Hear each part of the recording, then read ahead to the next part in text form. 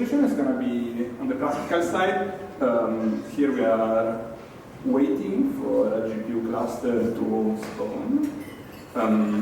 In the meantime, I'm going to show you code base. I want to present.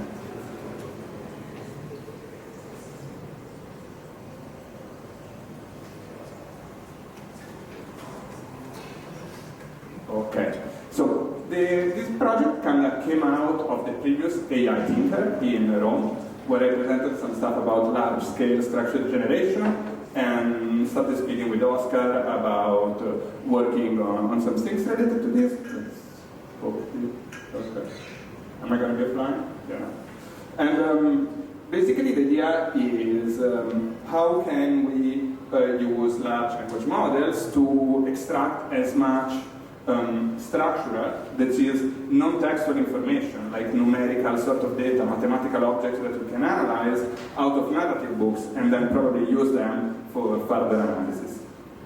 Here you see the main script.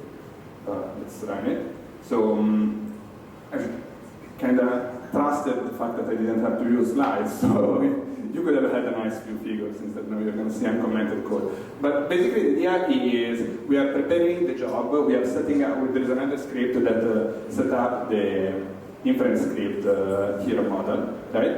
And right now we, as you can see, I started the notebook and we have a bunch of jobs that are spawning. So we have, in the next few lines of code, we're going to define an orchestrator system for handling the inference. In the meantime, I'll show you the system prompt. So this was quite a complex task. So our objective is taking a book and transforming the book into a list of actions, where every action is a tuple of source, event, and targets. And then we also want to automatically detect collect quotes for these actions so that we can validate these extractions back.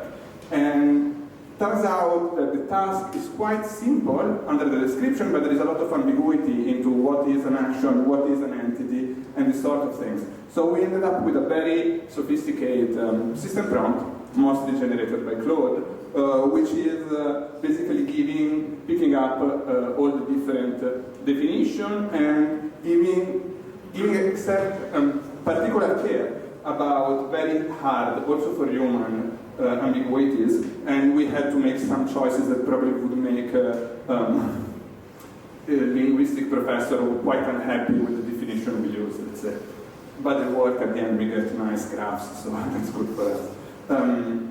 So, like, these are all the structure. As you can see here, I think this was actually the most impactful part of the which was collecting alternatively edge cases that where we didn't like the model output and creating situations that generalize that linguistic problem and giving explicit examples on how to handle it to the model. Finally, after this long prompt, and long prompts are not a problem for language model, by the way, it's very efficient, it's a very good idea to use long prompts. And here instead is how we define the output for the model. So we say we do not want to treat these models as text data, right? We want to go from text data to some actual mathematical object, or at least computational object. So here we are defining a Python class that is going to be the output of the model. And we map it to a JSON schema and then execute it through some quick async IO wrapper into the client, to the server that is here. Okay, the job is actually finished in the meantime. So we analyzed, and I'm going to show you soon. We are going to be we are here analyzing Alice in Wonderland, which is the first book of our job. And now I'm going to swap to showing you the results. Which is already computed, so it's actually not the results you're seeing. You saw from the model on the other side. And the idea here is that we went from a book to a data frame where all the variables are typed, so we can fetch data from this data frame and use it in another chunk of software. And we can also use this to construct object. In this case, it's going to be a graph. What you're going to be seeing here is actually a slightly clean version of the data. As an example, so this is what comes out, right? For every chunk of the book that we give to the model, kind of skipped it because it finished. You saw that it was a very distributed job. Every part of the job was a sub-chunk of the book. But the models have been trained on these books, so they are quite good at getting a full context. And you see that out of a single book, out of a single chunk of text, we get a very detailed description of what is going on and some text that can be used to validate things.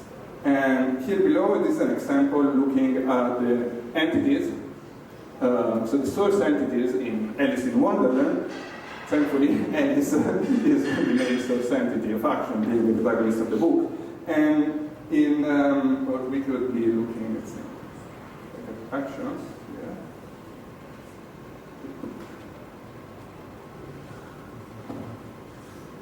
And as you see, most of the actions are about communication, right? It's a book full of dialogues.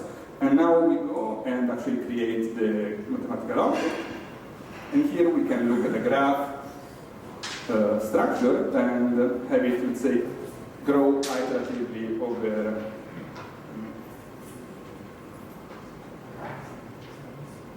Right? Hope the resolution is good enough. But so basically we can progress through the book by basically adding more data that we extracted and see the story unfold.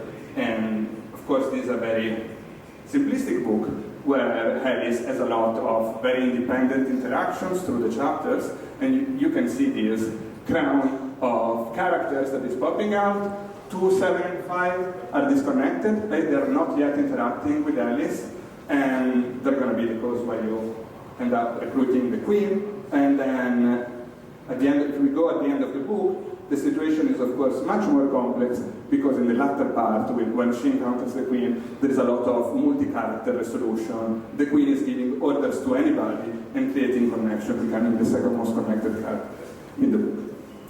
And this one is a simpler visualization of the final component, as you can see again, where Alice is at the center together with the Duchess and the Queen.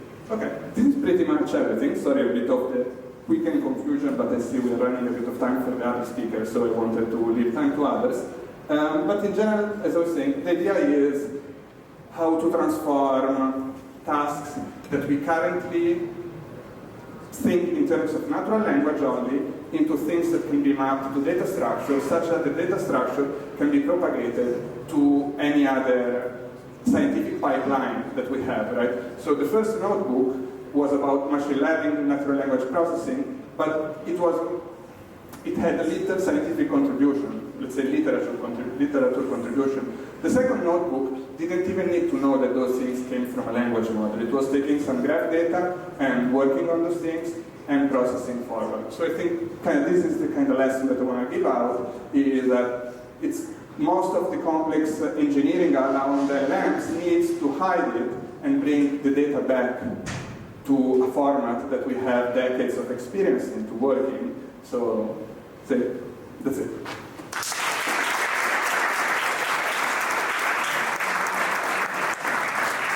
Thank you.